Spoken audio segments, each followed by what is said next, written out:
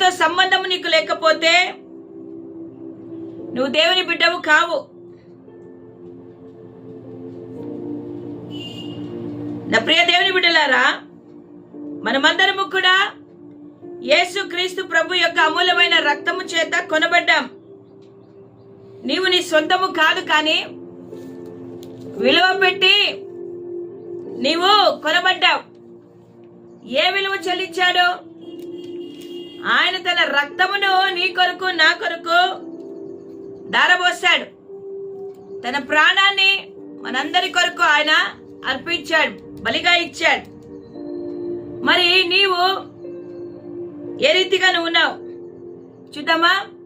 మీ దేహము దేవుని వలన మీకు అనుగ్రహింపబడి మీలోనున్న పరిశుద్ధాత్మకు ఆలయమై ఉన్నదని మీరు ఎరుగరా? మీ దేహము